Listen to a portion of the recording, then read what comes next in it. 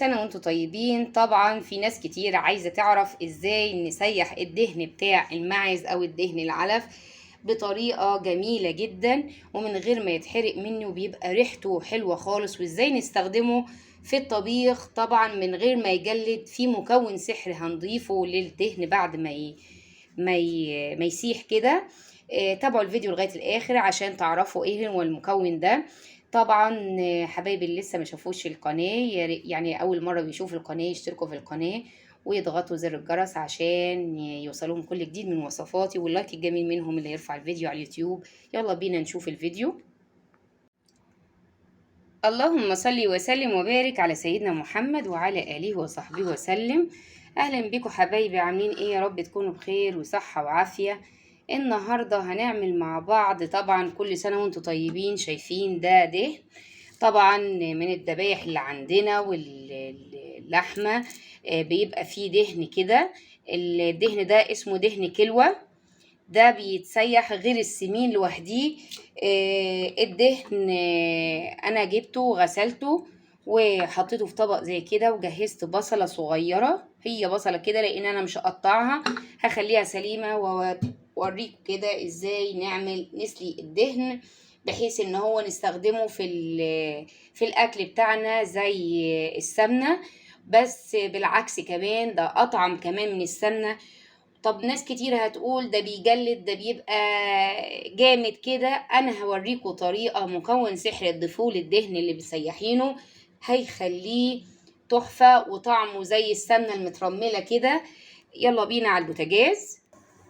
كل اللي عملته جبت حلة، هنزل بكمية الدهن بتاعتي اهي، وفي وسطيهم البصلة. طبعا هخليه على نار هادية عشان يبتدي ان هو يفك مع نفسه لغاية ما يسيح خالص، ويبقى ايه، يبقى كده لونه ذهبي وينزل كل الدهون اللي فيه. هنشوف مع بعض اثناء ما بيسيح الدهن بتاعنا. والبصلة طبعا بتخلي فيه نكهة جميلة. ممكن نجيب كمان فلفل اسود حصى نحطه معاهم. ادي الفلفل الاسود حبايبي كده كام وحدايه بس، هخليهم معاه، بيدي نكهه جميله للدهن بتاعنا وهو بيسيح، وطعم تحفه لما نيجي نستخدمه. هرجع لكم اول ما يبتدي يسيح. شايفين حبايبي ابتدى الدهن يسيح، شايفين السمنه اللي من تحت دي، شايفين اللون ابتدى يغير مع ان اللي فوق لسه. طبعا هسيبه كده لازم على نار هاديه عشان ما يتحرقش.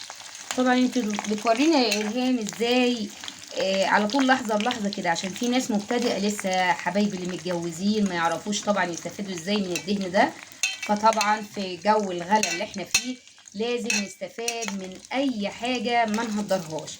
اهو شايفين اللون اتغير ازاي، قلبتها وشايفين ادي السمنه اللي بتطلع. هسيبها بقى لغايه ما تسلي خالص وارجع لكم لما تستوي وتنزل كل الدهون اللي فيها. شايفين حبايبي كميه الدهون اللي نزلت قد ايه. طبعا هشيل البصله لان طبعا كل ما تتحرق هتبتدي ان هي تغمق السمنه معايا. هطفي البوتاجاز هصفي السمنه في برطمان بعد ما تبرد وارجع لكم. ادي يا حبايبي الدهن اللي طلع من الدهن اللي هو السمين ده، ادي اهو صفيته وطلعته في طبق. وده هو الباقي المكون السحري بقى اللي هيخليه ناعم جدا وحلو خالص في الاكل من غير ما يجلد ولا يبقى جامد جدا. هبدا ان انا احط نص كوبايه من الزيت، زيت عباد الشمس كده عليه، طبعا كلنا بنطبخ بيه. فهتحطيه على الدهن ده، وبعد كده هتسيبي طبعا الفلفل الاسود فيه عادي مفيش اي حاجه ولا يحصل له اي حاجه.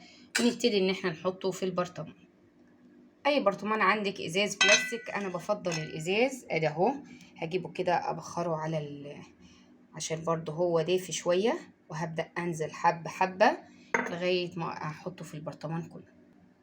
ادي حبايبي طلع لي كميه جميله جدا من الدهن اللي هستخدمه في الطبيخ بتاعي. كده هغطيه واحطه في التلاجة. ويا ريت تعجبكم الطريقه، ما تنسونيش في اللايك والشير والسبسكرايب. بحبكم في الله، مع السلامه.